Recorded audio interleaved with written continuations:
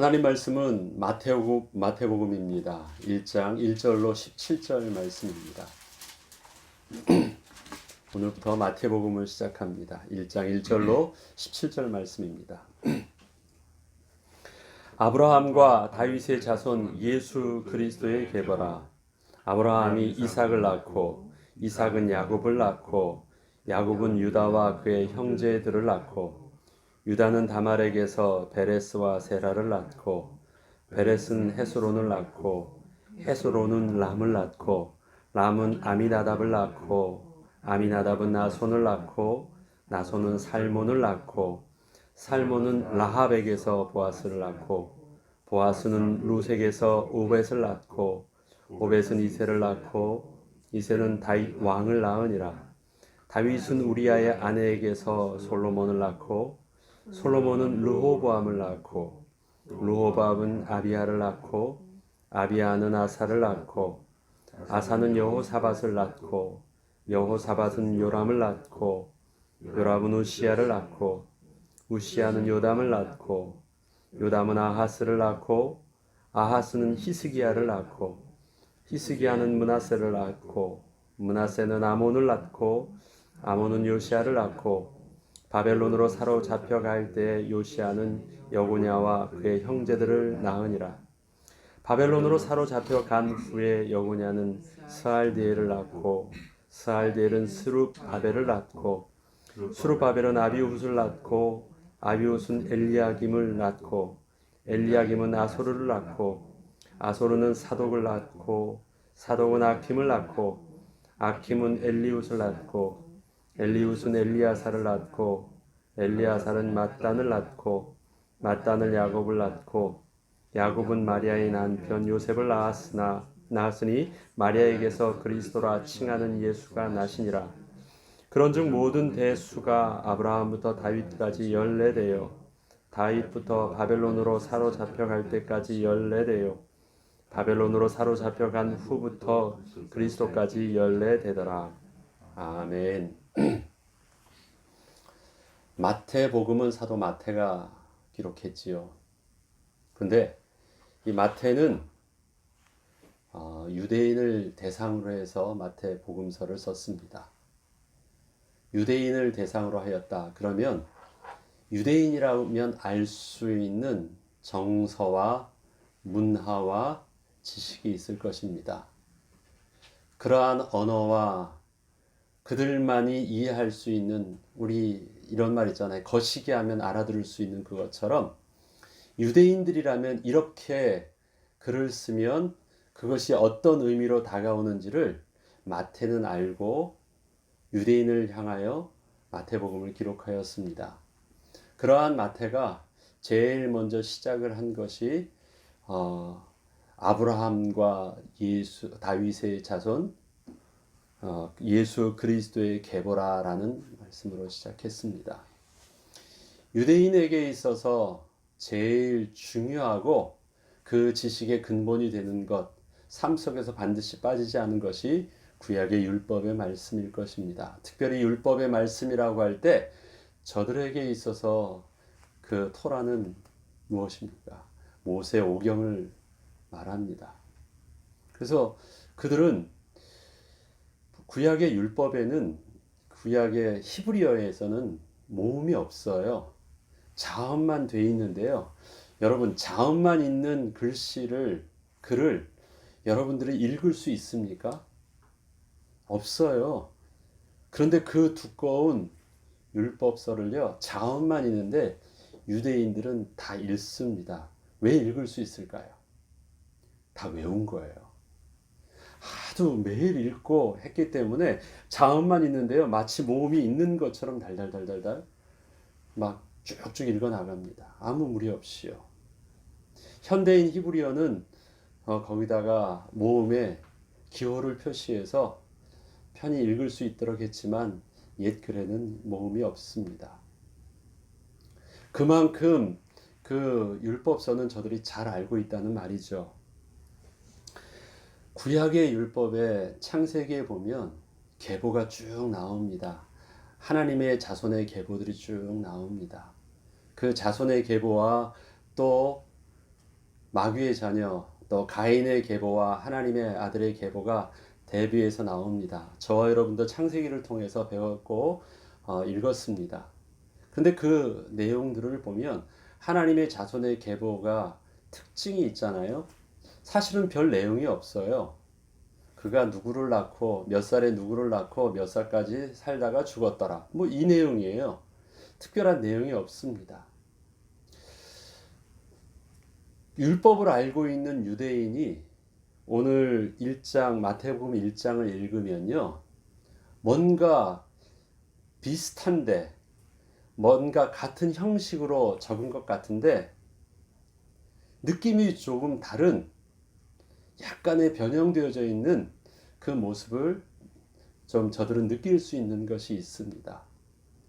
마태복음 1장에 나와 있는 그 계보 속에서 평범해 보이지만 여기서 특별히 마태가 드러나게 약간의 그 글을 통해서 그에 적어놓은 내용들을 통해서 무언의 메시지를 전달하려고 하는 단어들이 있죠. 여러분들은 여기서 어떤 단어들을 발견할 수 있습니까? 제일 먼저 보면 그것이 아브라함과 다윗의 자손의 계보라는 아브라함과 다윗의 자손이라는 것입니다. 아브라함 하면 이스라엘의 시조입니다. 언약의 백성의 시작이 아브라함이고 믿음의 조상입니다. 아브라함을 통해서 하나님의 언약의 백성임을 확인할 수 있습니다. 이스라엘 백성에게 있어서 아브라함은 그 하나님의 언약의 시작이기 때문에 너무 중요합니다. 다윗 하면 어떻습니까? 하나님께서 이스라엘의 영원한 다윗의 왕권을 허락하여 주셨고 그 다윗을 통해서 또 허락하셨던 메시아의 언약이 있습니다.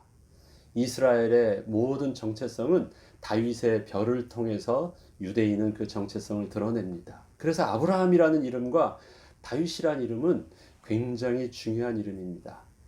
특별히 다윗은 왕으로서의 중요한 의미가 있지요. 그 다음에 쓰는 것이 아브라함과 다윗의 자손이라고 쓰면서 예수 그리스도의 계보라는 말을 씁니다. 여러분 창세기를 헬라어로 제네시스라고 하죠. 영어로 제네시스라고 합니다. 또 그 창세기라는 그 영어의 제네시스는 뭐냐면 이 계보라는 뜻이에요. 족보, 계보라는 뜻이에요. 그것을 히브리어 언어로는 뭐 베레시트 하지만 똑같은 단어입니다. 메시아와 그리스도를 히브리어와 헬라어로 똑같은 의미가 있듯이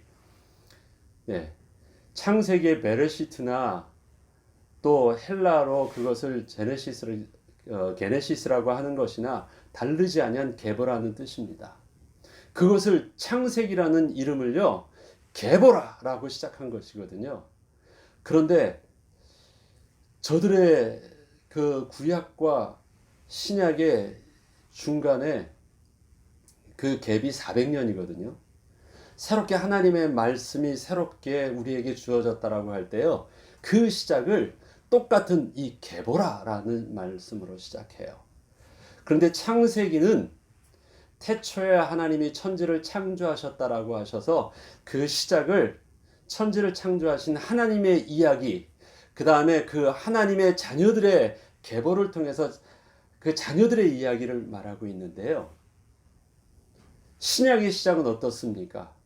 그 하나님의 아들의 이야기, 그 아들을 통해서 하나님의 약속이 성취되어지는 하나님의 이야기들이 나와지겠습니다. 연관성이 있다라는 것. 예수 그리스도를 인정하지 아니하는 메시아로 인정하지 아니하는 유대인들에게 바로 그렇게 하나님의 이야기가 예수 그리스도를 통해서 완성되어졌고 연결되어졌고 동일한 그 이야기임을요 의도적으로 드러내고 있습니다. 거기에 쓰는 표현들이 계보라, 동일한 그 창세기와 동일한 무게로 동일한 하나님의 새로운 시작의 약속의 말씀이 시작되어졌다라는 의미를 담고 바로 그 아브라함과 다윗을 통해서 하나님의 언약이 성취되어지고 연결되어지는 그 역사가 예수 그리스도를 통해서 성취되어지고 완성되어지는 그 비밀임을 나타내고 있습니다. 그게 계보에 드러나 있어요. 그 계보 속에서 우리는 또 여러분의 눈 속에서 이스라엘 백성이라면 되게 이상하게 느껴질 또 내용이 있죠. 거기에 여자 이름이 들어간 거예요. 그거는요, 이거 정통적인 유대인의 계보를 기록하는 방법이 아니거든요. 그런데 마태는 그 여자 이름을 굉장히 의도적으로 드러내고 있습니다. 물론 그 이름들은 유대인들이 알고 있는 이름일까요? 모르고 있는 이름일까요? 잘 알고 있는 이름이에요. 왜요? 그 이름들이 마태복음에도 창세기에도 출애굽기에도 계속 이스라엘의 역사의 이야기 속에서 기록되어 있는 이방인들이었거든요. 잘 알고 있어요.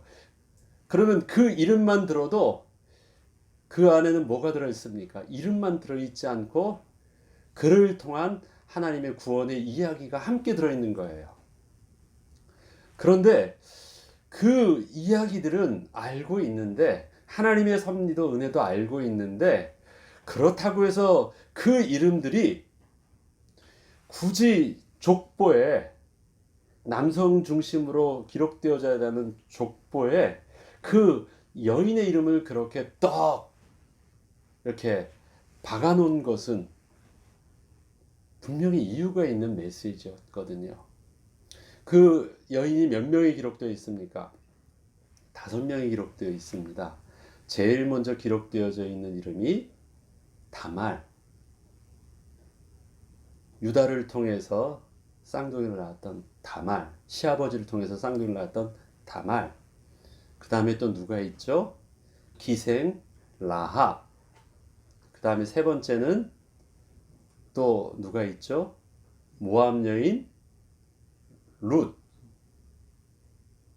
그 다음에 또 누가 있습니까? 우리아의 아내. 이름이 없어요. 해족 속 우리아의 아내. 그 다음에 마지막으로 요셉의 아내. 그러니까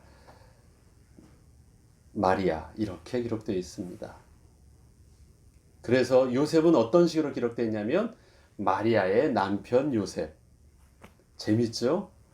마리아의 남편 요셉. 그렇게 해서 마리아가 기록되어 5명이 기록되어 있습니다. 5명을 왜 그 안에 넣어놨을까요? 특별히 예수 그리스도의 복음을 증거함에 있어서 이 계보를 통해서 5 여인을 통하여 들려주고자 하는 하나님의 구원의 이야기는 어떤 것일까요? 마태는 분명히 그 의도를 가지고 그렇게 적은 것이거든요.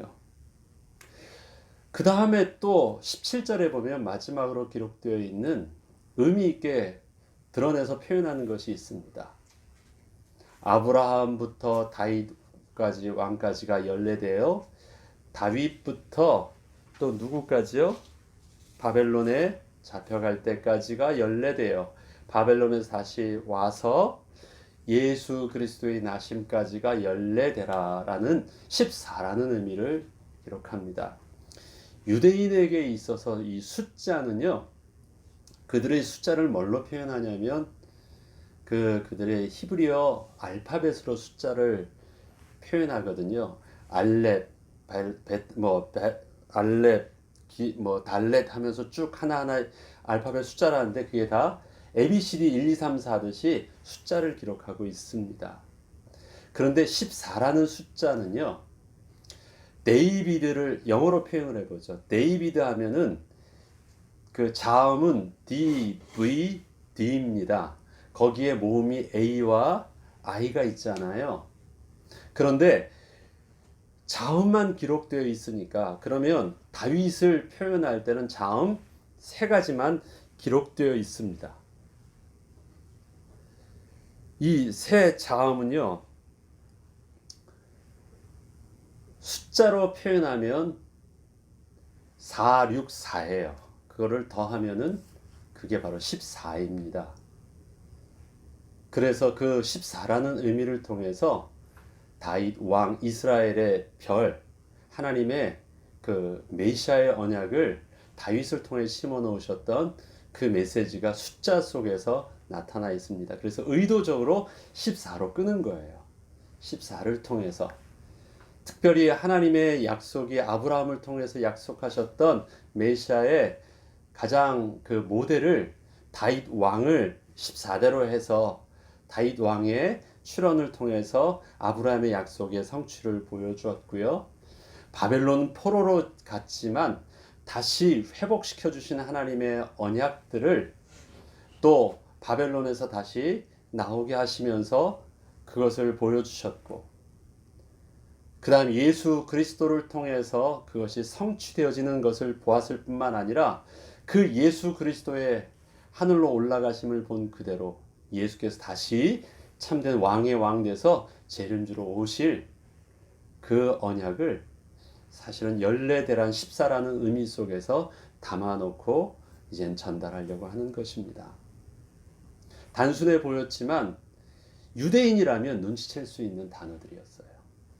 유대인이라면 아브라함, 다윗, 왕이라는 단어, 또 그 안에 있는 여인들 이야기 14라는 단어, 이런 모든 부분들은 바로 예수 그리스도가 어떤 분이시고 무엇 때문에 오셨고 어떻게 하나님의 아름다운 구원의 이야기가 시작되었고 진행되었고 성취되어진지를 다 보여준다고 합니다. 그래서 마태복음 1장에 이 부분에는 많은 내용들이 담겨져 있죠. 특별히 거기서 우리 5 여인에 대한 이야기를 한번 보죠. 첫 번째 5 여인 중에서 다말과 기생 라합, 그 다음에 룻은 이방 여인입니다. 특별히 이방 여인 중에서 다말과 기생 라합은 가나안 사람입니다. 그리고 모압은 이방 여인입니다. 모압 사람 이방 여인이었던 룻 3명. 근데 3명은 좀 특징이 있죠. 어떤 특징이 있냐면 분명히 이방인으로서 그들이 선택하고 스스로 떠날 수도 있었음에도 불구하고 그들 자신이 하나님의 백성 되기를 스스로 선택하고 하나님을 자기의 참 신으로, 참 하나님으로 붙잡고 스스로 하나님 백성 선택을 하나님 백성 되기를 선택하고 기뻐한 자입니다. 그렇게 하지 않아도 됐어요. 안 할 수 있는 기회도 있었어요. 그럼에도 불구하고 그들은 선택을 했습니다. 룻이 그 어미에게 당신의 섬기는 하나님이 나의 하나님이 될 것임을 분명히 그 어미 나오미가 이제 떠나라고 편하게 떠나라고 할 때도 선택을 했습니다. 기생 라합이 선택을 할 때도 당신의 하나님의 이야기를 내가 분명히 듣고 그 하나님을 선택한다고 했습니다. 다말도 마찬가지입니다. 셋은 선택을 할 때 어느 몇들은 그들의 삶 속에서 생명을 건 선택을 한 것이에요. 이방 여인이었습니다. 그럼에도 불구하고 저들이 그 하나님을 믿음으로 선택하였을 때 이방 여인들에게서도 동일한 하나님의 구원의 은혜와 또 언약 자손의 계보의 축복들을 그대로 누리게 하여 주셨습니다. 또 우리아의 아내나 마리아 같은 경우 그들은 사실은 자발적으로 뭔가를 선택하진 않았잖아요. 우리아의 아내라고 표현되어져 있는 그 헷 여인은 어떻습니까? 그를 통해서 나중에 솔로몬이 나와요. 솔로몬을 낳습니다. 성경은요, 그를 다윗의 아내로 표현하지 않고 우리아의 아내에게서 솔로몬을 낳았다라고 합니다. 그런데 솔로몬을 낳았을 때 그 솔로몬은 2번째 아들이었죠. 다시 말해서 하나님과의 관계가 회복되어졌을 때 낳은 아들입니다. 우리아의 아내를 통해서 낳은 그 솔로몬을 하나님께서는 그 아들의 이름을 뭐라고 주셨습니까? 여디디아라는 이름을 주셨습니다. 그것이 의미하는 바는 하나님께 사랑을 받은 자라는 뜻입니다. 여디디아라는.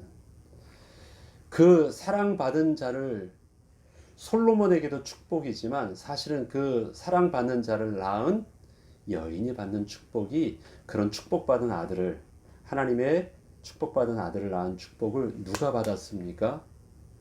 바로 우리아의 아내가 받은 것입니다. 그래서 우리아의 아내를 통해서 하나님이 들려주시는 하나님의 구원과 사랑의 이야기는 무엇입니까? 하나님 앞에서 반역한 어떠한 죄를 지었다 할지라도 그가 하나님 앞에서 회개하고 용서를 구하며 하나님께서 다시 은혜로 회복시켜 주시고 그를 통해서 하나님의 새로운 구원의 이야기를 시작해 주십니다. 그래서 비록 바뀐 것은 없어요. 여인이 바뀐 것도 아니에요. 그의 죄가 없어진 것도 아닙니다. 죄에 대한 고통도 있었고 그 고통 가운데 만났던 여인도 있었지만 하나님의 은혜 가운데 회개하고 하나님의 용서의 은혜 가운데 바로 그 상처 입은 여인과 부끄러운 그 관계를 통해서 하나님이 회복하는 은혜를 다시 그에게 주셔서 하나님의 아름다운 구원의 이야기를 진행하게 하셨습니다. 그것이 솔로몬이에요. 여호와께서 사랑하시는 자. 저와 여러분의 구원이 그런 것입니다. 하나님의 우리의 용서의 은혜와 또 우리의 회개와 그 가운데 다시 재창조 주신 하나님 회복의 은혜를 통해서 비록 연약하고 찢기고 상하고 부끄러운 우리를 통해서도 새로운 재창조 새 생명의 은혜를 회복시켜 주신다는 이야기가 바로 우리아의 아내를 통해서 들려주신 하나님의 구원의 이야기입니다. 그리스도께서 우리에게 오셨을 때 바로 그러한 새 생명의 역사를 바로 연약한 우리를 통해서도 드러내 준다고 하십니다. 다음 마리아입니다. 마리아도 자기는 의도한 선택이 없습니다. 그가 뭘 받아들이거나 그 앞에 있는 여인들처럼 선택을 한 것도 아닙니다. 그런데 어떤 것이 있습니까? 하나님이 찾아오셨고 하나님이 두들기셨고 하나님께서 위대하고 큰 일을 행하셨다라는 것을 그에게 알려주었습니다. 그런데 그 행하셨다는 하나님의 말씀을 어떻게 해요? 믿음으로 그것을 믿고 순종하고 받아들였어요. 그리고 그 하나님을 어떻게 했어요? 기뻐하며 찬양했어요. 복음은 우리에게 그렇게 다가왔습니다.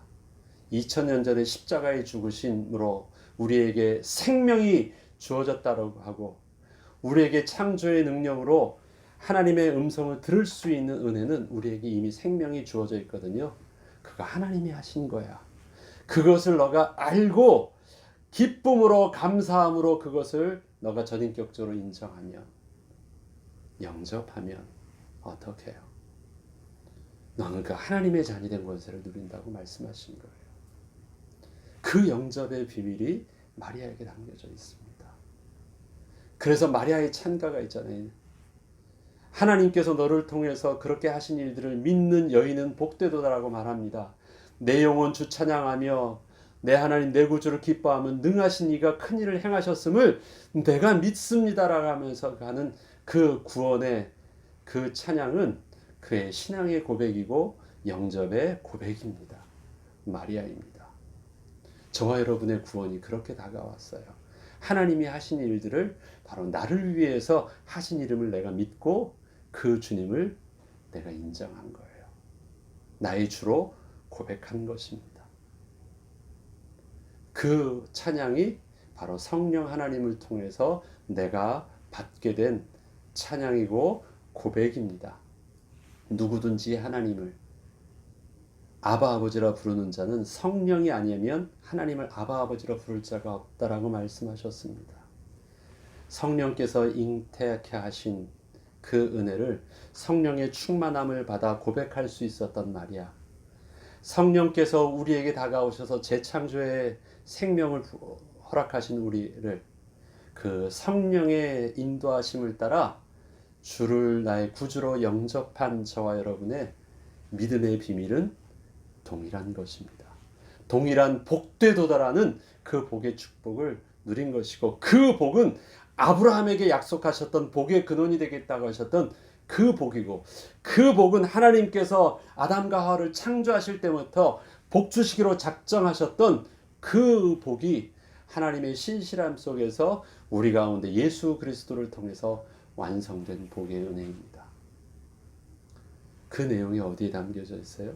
마태복음 1장에 아브라함과 다윗의 자손 예수 그리스도의 계보라는 이 계보 안에 새로운 하나님의 언약, 구약의 창세기의 시작처럼 새로운 하나님의 언약의 시작을 동일한 계보라는, 동일한 신약의 예수 그리스도의 시작이라는 의미로 창세기를 시작한 거예요. 이것을 저와 여러분 느낌이 없어 보이지만 유대인은 느껴집니다. 이게 바로 유대인의 왕으로 오신 예수를 증거하기 위해서 유대인을 대상으로 쓴 마태복음서거든요. 그래서 마태복음 우리가 계속 진행할 때 그가 쓴 염두에 둔 내용들은 그 대상이 유대인이다라고 이야기를 하면 이해가 쉽습니다. 특별히 유대인의 왕으로 오신 예수님을 증거하려고 하는 것이 바로 마태복음의 그 초점입니다. 우리가 계속되는 마태복음 이야기를 통해서 유대인으로 왕으로 오신, 다시 말해서 우리에게 약속하신 예언대로 메시아로 오신 그 예수 그리스도가 바로 우리에게 있어서도 동일한 구원주이심을 또 은혜 가운데 회복하는 응답을 또 누리길 주의 이름으로 축원합니다. 주기도문으로 마치겠습니다.